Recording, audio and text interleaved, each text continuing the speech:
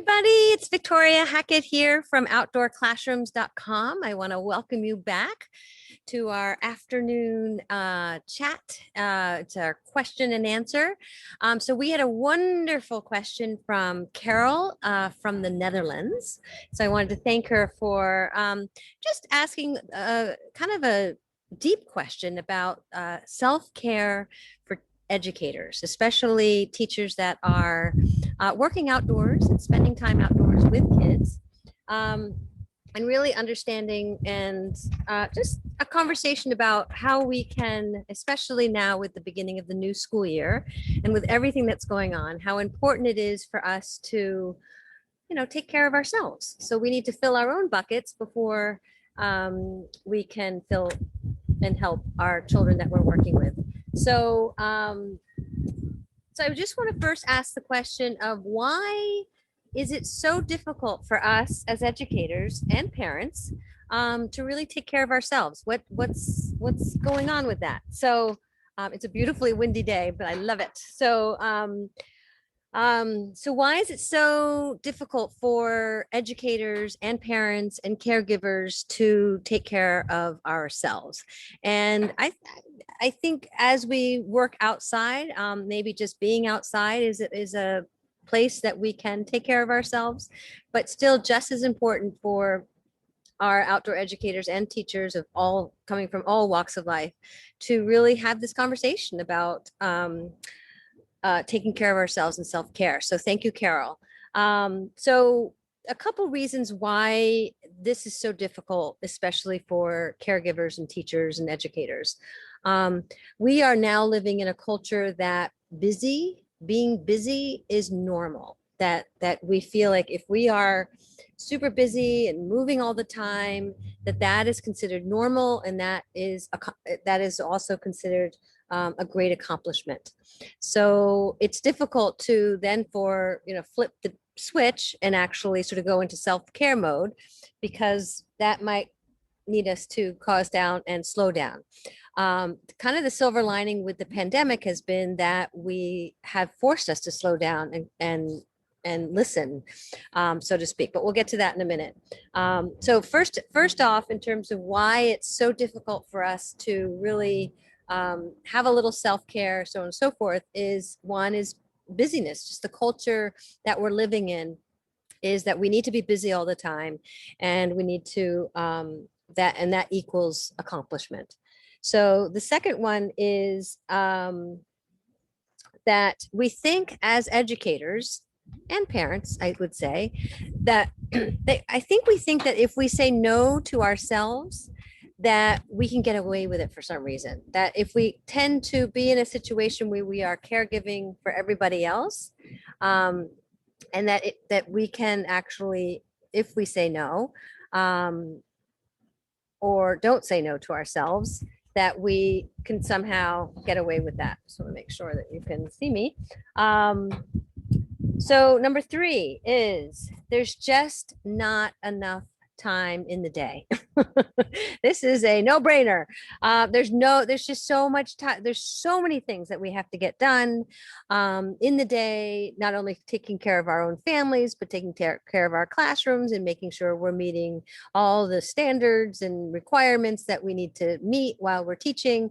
So really important to just understand that there's just not enough time in the day. So if there's not enough time in the day, the last thing you're going to think about is taking care of yourself.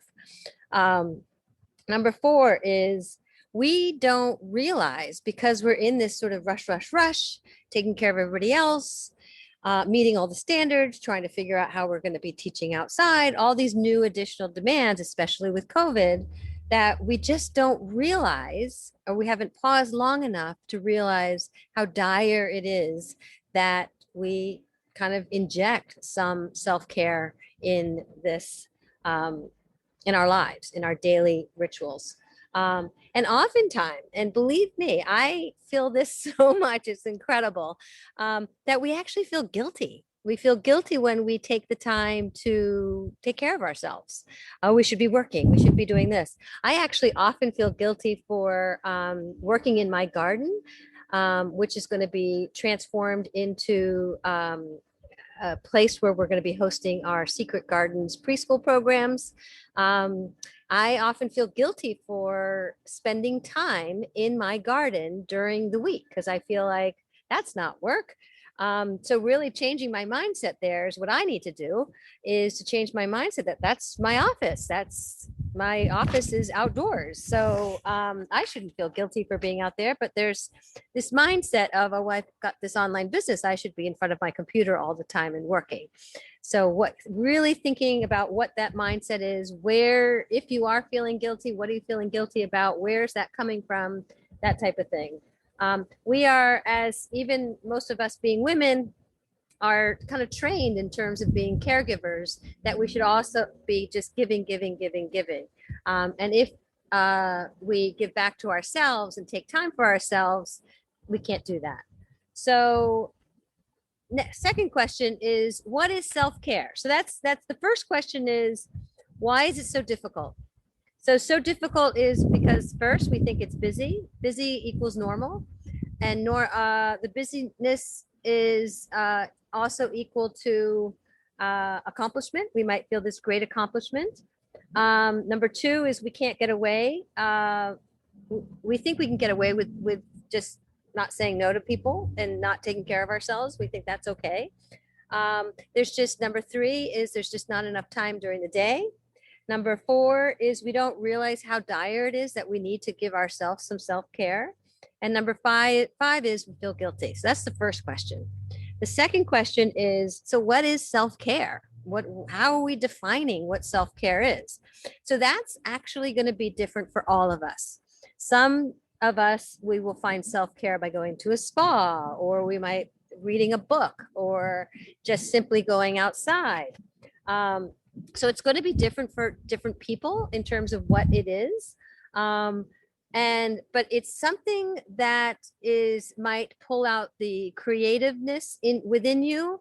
And for me, it is that place is, I find oftentimes where I can be very meditative and so on and so forth, is actually spending time in the garden. So sometimes that is dual in terms of I'm caring for the garden, but my time in the garden, I also feel like it's a self-care. And maybe that's why I feel guilty for doing it during the week, because it gives me back so much.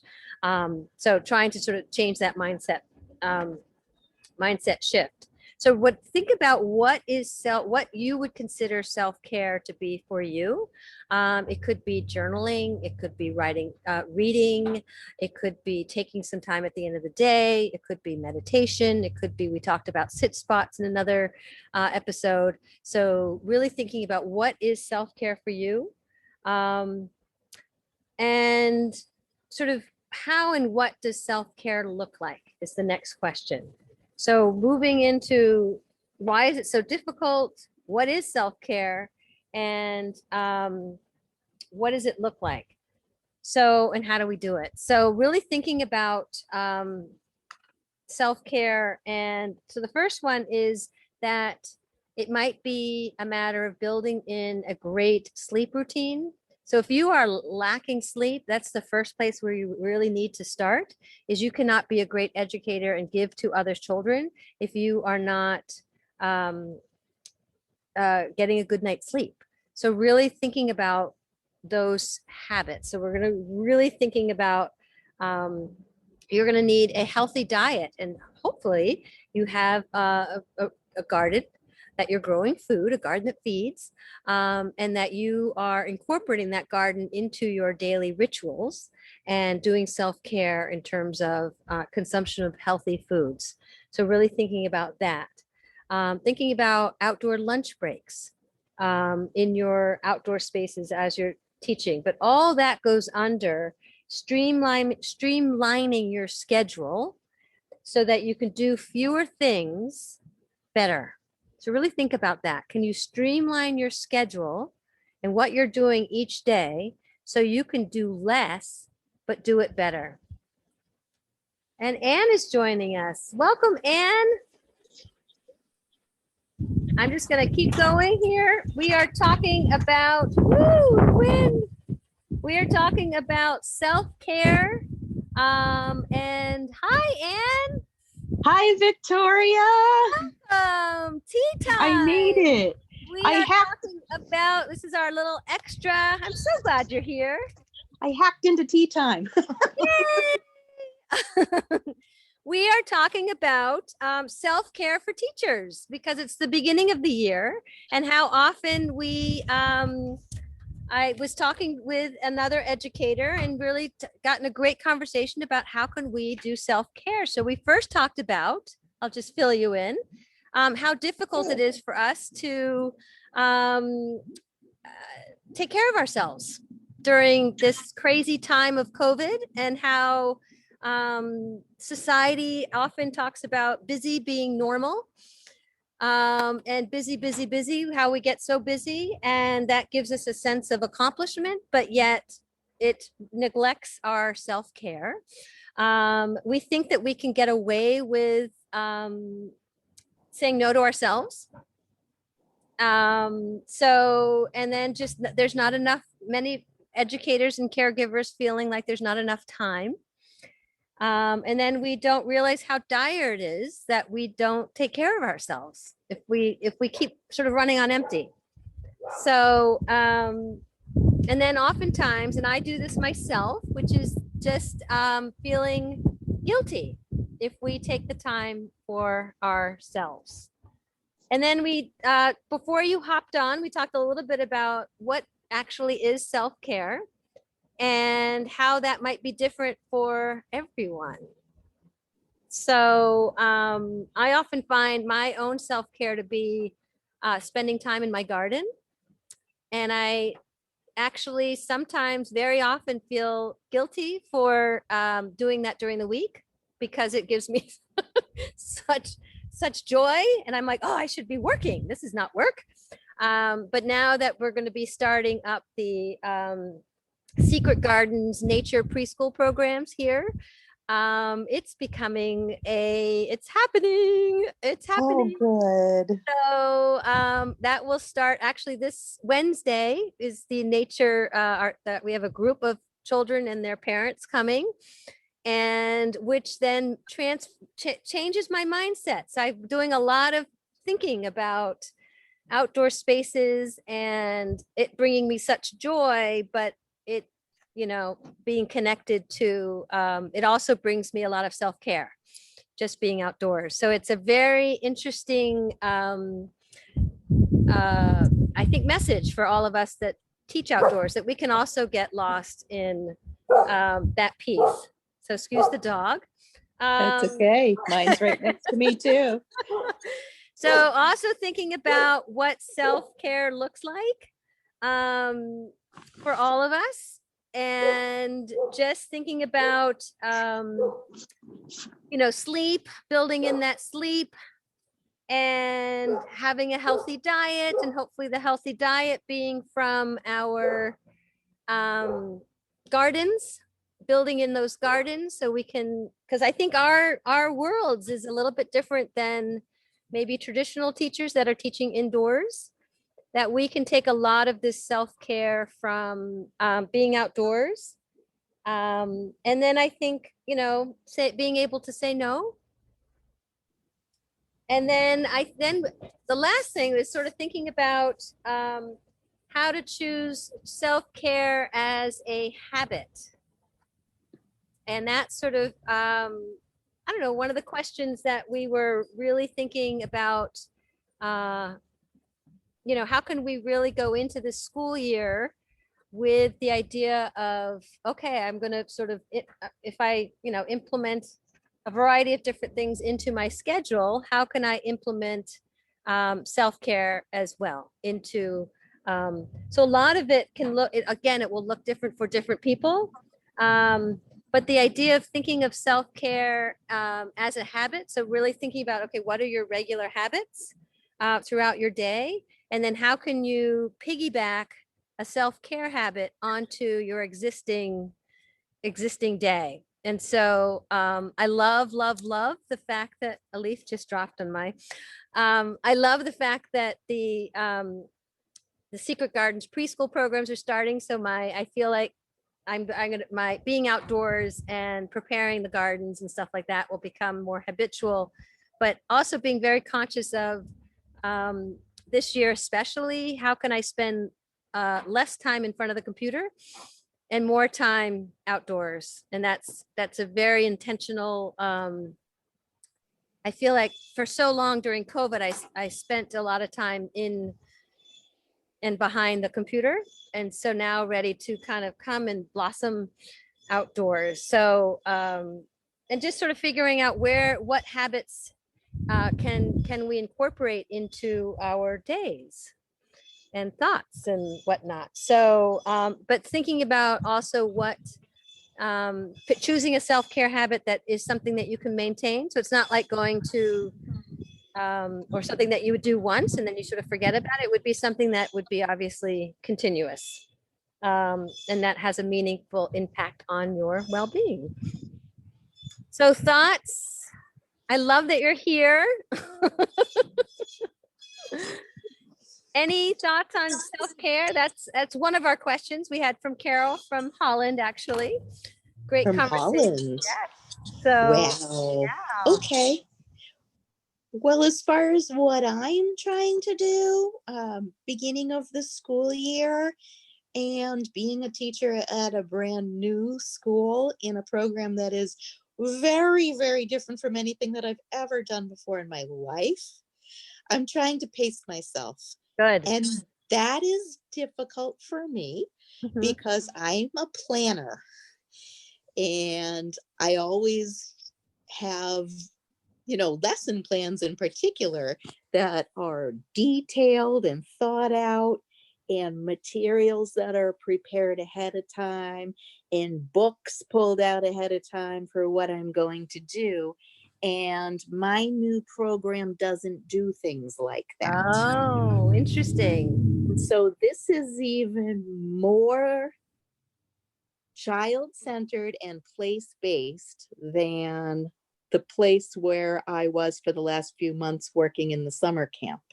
Yeah. So where I came from, we would bring materials from inside outdoors and set up activities for children to do that were nature-based. Yeah.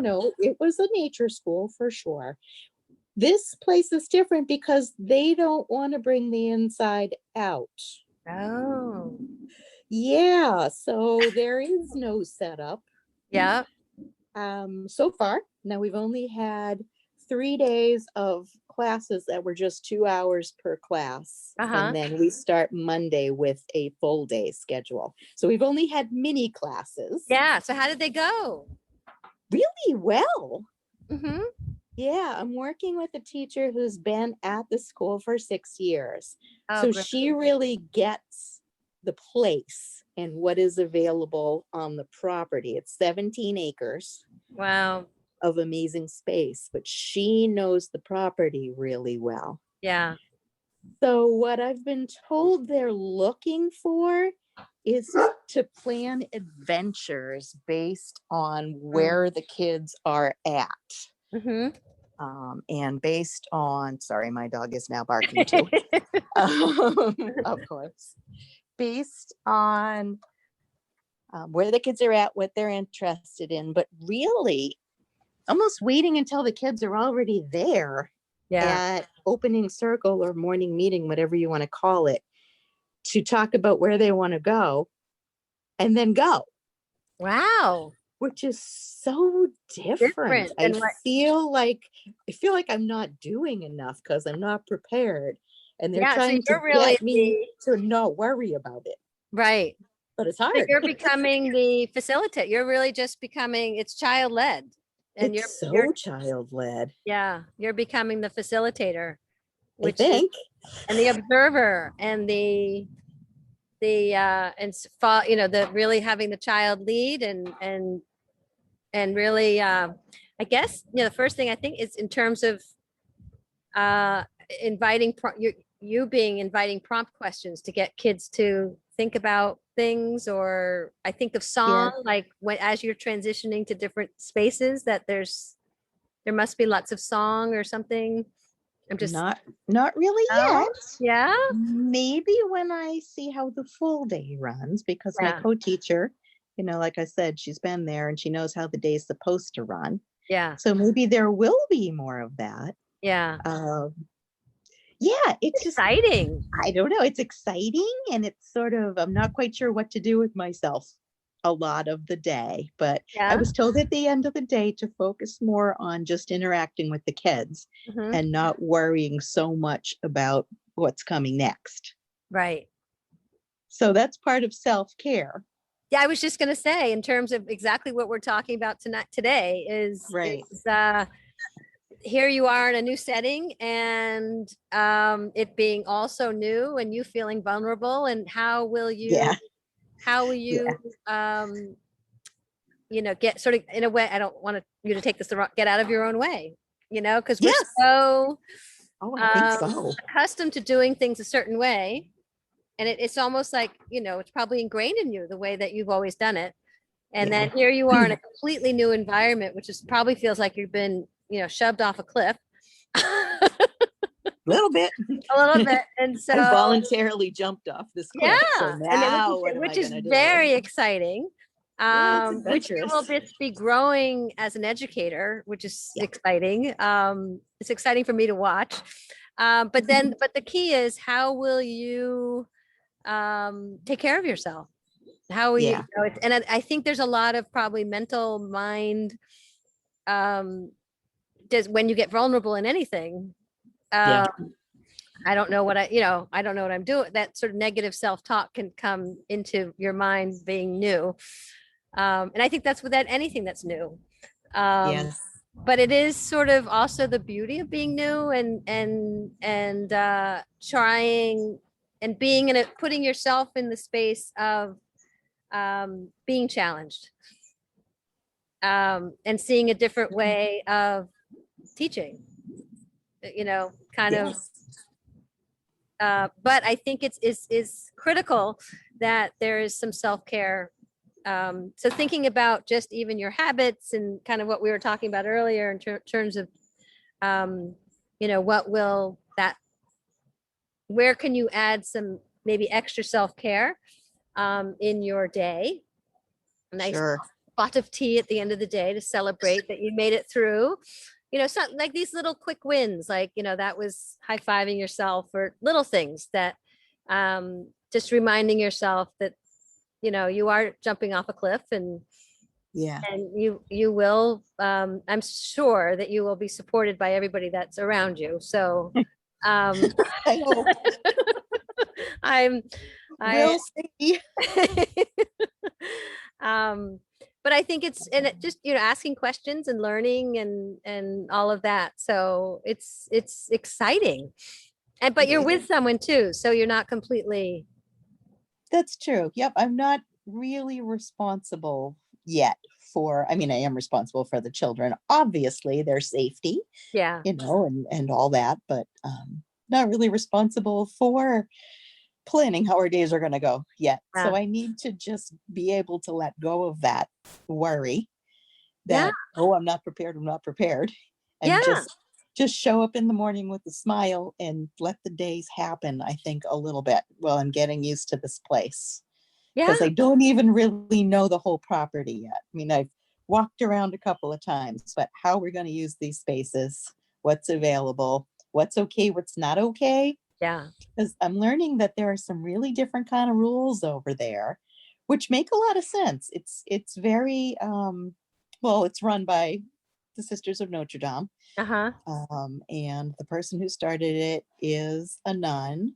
She's in her 80s, and I'm really Wow. quite impressed with her. She is not what I think about when I think of a traditional nun. She's, wearing jeans and mucking out barn I stalls. just love that. And her In her philosophy 80s, so is she's that still active. in She's her still, 80s, she's amazing. She yeah. started this place and she's still at it as executive director. Wow.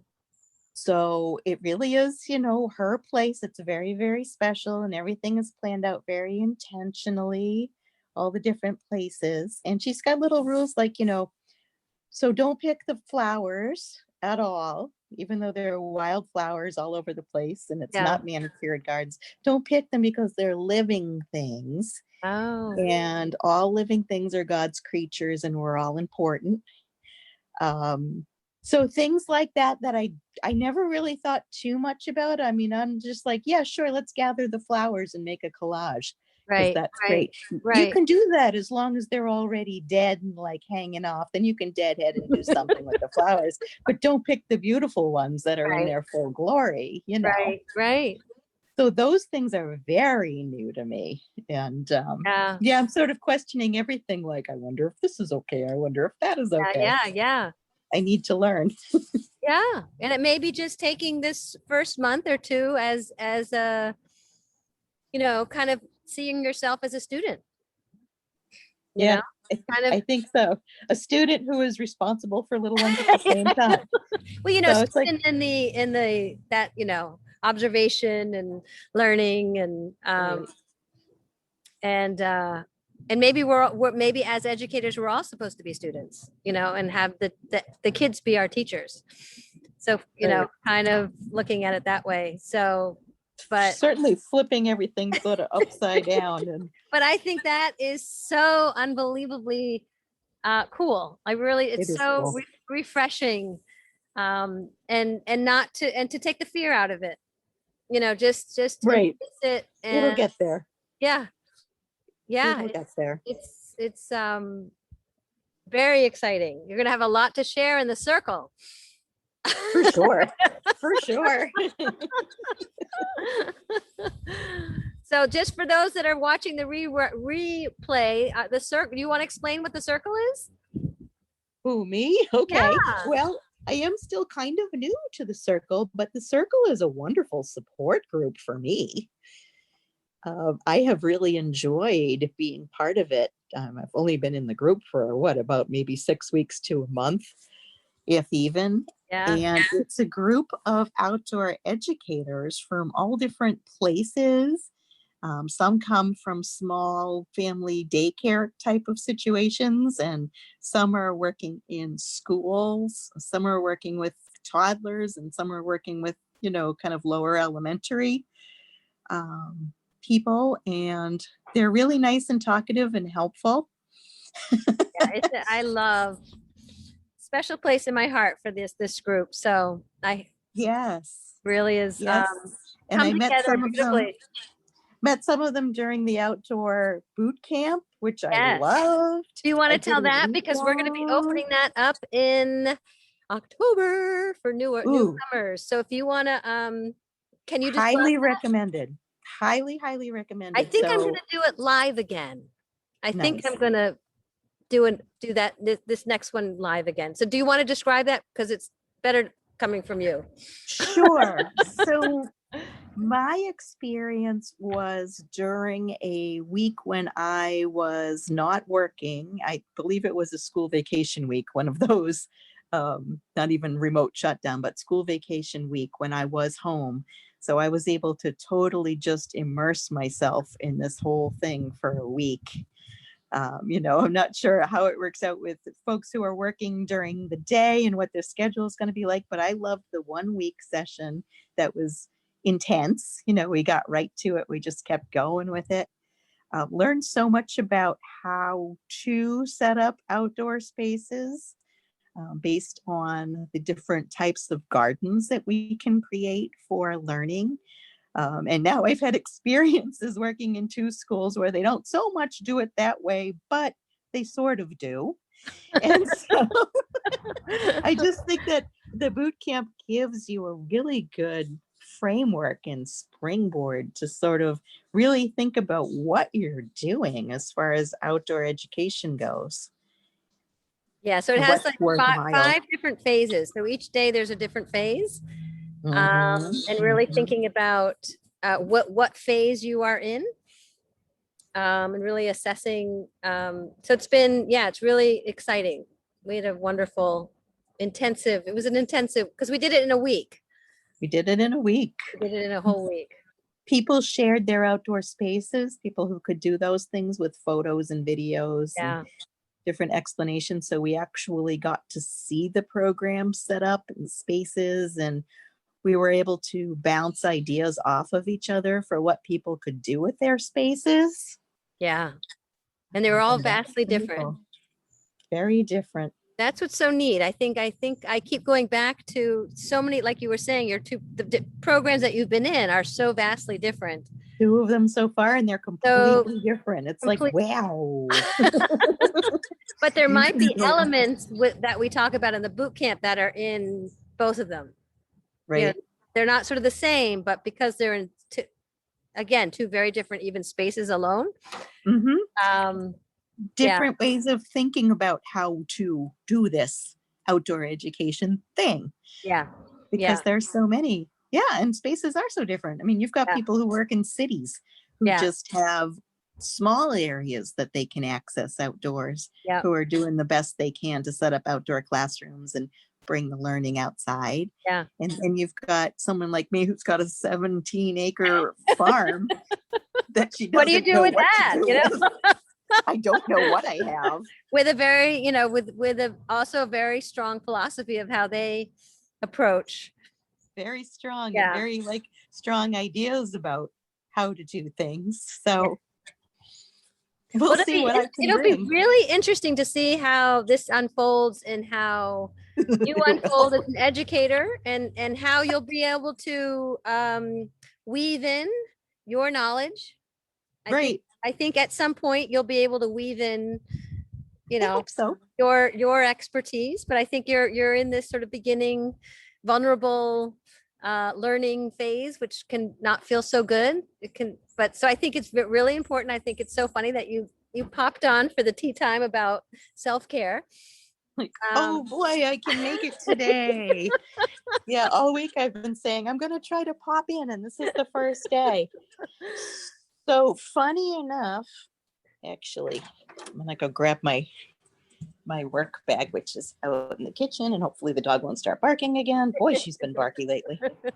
So I've got the cards. I've got the seeds of inspiration here. That's so great. I have a lot of other books and materials too that I've just been amassing and trying to read as much as I possibly can. Because there'll be people watching the rewind. Can you explain what that box is? So this box is available through Victoria on the website. And it's a really cool collection of these little cards. Oh my God. So I've been carrying them around in my bag all week. Really? And as I was looking for something, I threw them out on a table, and my 2 co-teachers said, "What the heck are those?" So I said, "Ooh, this is stuff that I want to share with you." And I started telling them a little bit about Victoria and all of her programs. But one thing that's really funny is that I'm leafing through the cards, and right near the top is this little card that has this lovely picture of a garden. It says Gardens That Feed, which is one of the types of gardens that you can design in your outdoor spaces for kiddos. And the question on it is, what is a Three Sisters garden? Well, there is on this property that's owned by the Sisters of Notre Dame. They have a big retirement complex up on the hill, and my school is down at the bottom of the hill. But also on this property is a separate program that is called the Three Sisters Garden. And so I just thought that was hilarious and maybe a little bit of karma, but it says that, what is a Three Sisters garden? How does interplanting corn, bean, and squash teach us about Native American customs, nutrition, and folklore? So I was just telling, because Three Sisters have acres and acres of gardens that they're farming, and they have like a little farm stand kind of a setup. And what it is it's a mission work or a charity work of the sisters. And so the produce, at least some of it from what I can gauge, is donated to food pantries in our area in Massachusetts. So there are people who work their paid job right now. I don't know what they do in the winter, but they work on the property for the Three Sisters Garden. And I actually saw the Open Door food pantry in Gloucester. Their truck pulled up the other day. Oh, and that's they so, loaded up on all their veggies. that is I so, think I'm going to be able to use these cards in I'm some so manner with these glad. kids. It warms my heart. Yeah, it was kind of one of those woo, because the card was literally on the top of my deck. Really? I said, Really? wow, okay, this is Oh, good. that's so great.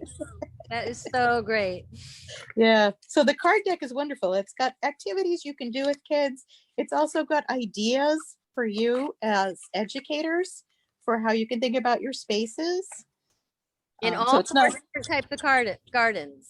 yes, yes, yes. And it's So got a it's design great. question and a curriculum question on each card. And it was my passion project. It was so much fun. And the pictures are of outdoor classrooms throughout, all over the place. So it's kind of fun. It was fun to put together. I'm so glad you have I have them along with a lot of your other stuff, and many, many books. Oh, I'm so glad. Well, this has been great. Yes, Do I you have needed this any other today. questions during our tea time? Not really. Just looking forward to our next circle Yeah, so our circle is, session. I think each month we have something special. I can't wait to show you. I'm doing the interview for our tour and talk for next month. I can't wait to share. But next Perfect. week is going to be our teacher roundtable, and that's when educators get to talk about what's working and what's not working. So start thinking about that. Okay, I And will. then we have kind of a lesson. I think that's the one we do the lesson exchanges. If Okay. I think All that's the right. one we do the lesson exchanges. Yes. Okay. Or we So do I the book am. of the month. I can't remember if it's the book of the month or the lesson. Oh, I think I've that's got. I think it's the book of the month because that's the I've got a beginning. great new book that I did with the kiddos today. Oh, good.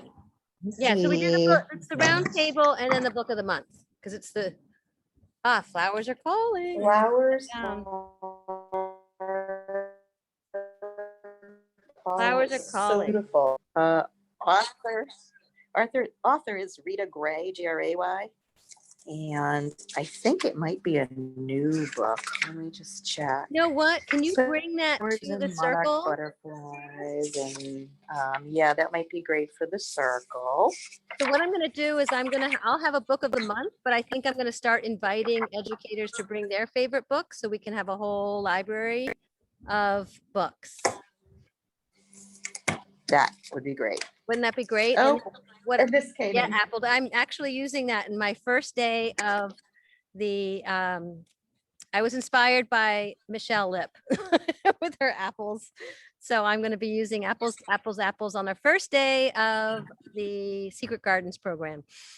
Wonderful. So I can't wait. I can't wait to Well, share. I'm so excited for you with So your new school, your new little program. I can't. I need to be with. It's like after all this solitary, I need to be with kids. So I'm over the moon excited that we've got a group coming, and I can't wait to keep sharing it with you guys. And Lucky kids. yeah, so we're gonna so stay tuned. We will see you probably next week. If you can bring your flowers are calling book to the round table. Sure. And I think you have the link and everything. So for all those that are watching, thank you for joining us. And thanks for sharing all the goodness. I'm so excited to watch this all unfold. We're all unfolding every day, aren't we? We are. Again, Us thank and the you. kids and the Enjoy your afternoon. All right, you too. Thank you, Victoria. Bye. Bye-bye.